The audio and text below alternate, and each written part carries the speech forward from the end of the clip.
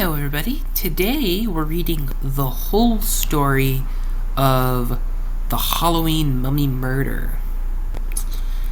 But later today, you're going to expect a full read of this, but along with all the other of the collective 3 stories overall. So let's get started. Though, do please like, subscribe, and yada yada. So let's move on. Chapter 1: Spooky Time of the Year. Late one night on October 1st, a man was walking home from his job. As he was heading home, he noticed someone was following him. But when he reached his home at Albert and Lyon, he noticed the strange figure again. But he also saw it was wrapped in bandages, and it was coming right towards him at a slow pace. But now at an increasingly fast pace, as the mummy reaches the man, the man screams for his life, but the only thing people hear is crack, and then the sound of a man crashing to the ground. Later that next day, Detective Lawrence arrives at the scene of the crime.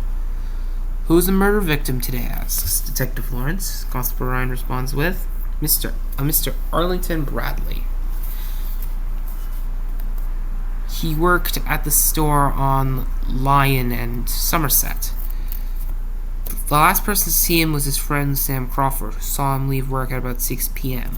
But he died at 10 p.m., said Constable Ryan. Then Inspector Charles Hart says he could have been at the bar drinking. That would make sense. Well, that doesn't align with evidence. Doesn't align with evidence. There were people. It does align with evidence that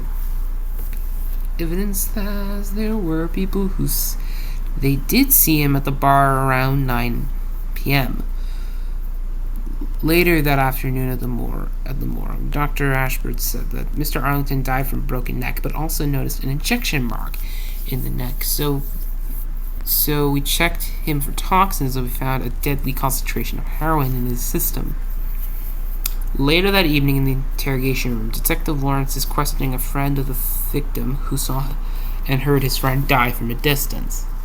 Detective Lawrence asks, "What did you notice when he died?"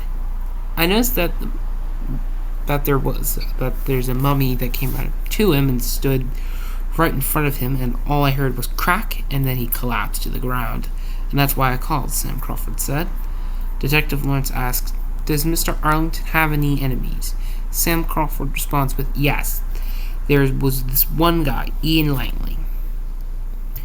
Detective Lawrence asks, Where's this Ian Langley?" Sam Crawford responds with, "I would check his house at Kenton Bank." "Okay, and thank you, Sam Crawford. You are free to go," says Detective Lawrence. Chapter 2: Steps. So Ian Langley, we heard that you did not like the victim." Mr. Langley responds with, "Yes and no. You could kind of call us sort of friends with a deep running rivalry." Then Detective Lawrence says, "Okay, what do you mean, a rivalry? Over who or what?" Then Mr. Langley responds with, "Me and Mr. Arlington were both liking this girl, Miss Sally Blossom, and we were somewhat arguing over who got to take her out on a date. And one more thing, I do know someone who would try to kill Mr. Arlington. Another girl, a Miss Laura Abigail. She did not like the fact that we were trying to woo over Miss Sally Blossom. Why would this Laura Abigail kill?" asks Detective Lawrence. For some unknown reason, she hated us trying to woo her over." "Thank you for your time, Mr. Langley. You're free to go." Later that evening around 8 p.m., Detective Lawrence arrives at his home when a mummy comes from right behind him and lunges at him, and the mummy grabs Detective Lawrence's throat, chokes him out as a gasp for air. For Detective Lawrence, gasping for air. Before long, his friend Constable Ryan, who was doing a late-night stroll, noticed the commotion and tackled the mummy, but the mummy got away. As Detective Lawrence gets up, Constable Ryan asks, Are you alright, sir? Then suddenly Detective Lawrence and Constable Ryan hears a scream. And they rush to the scene only to find a dead Mr. Langley, with a broken neck and an injection mark was also there.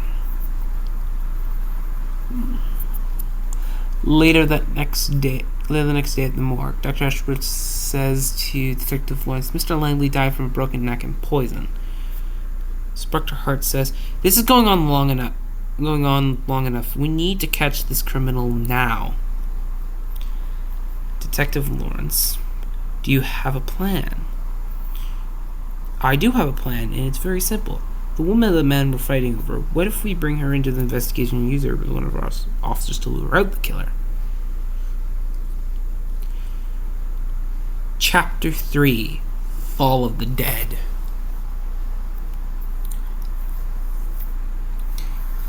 Later that evening at the Chateau Laurier, Detective Lawrence is with Sally Blossom, and Detective Lawrence says, Okay, Sally, I'm going to pretend to flirt with you so we can draw out the killer. Sally's response is, But what if the killer tries to kill me? Then Detective Lawrence responds with, You do not have to worry about that because the killer will be after me, not you.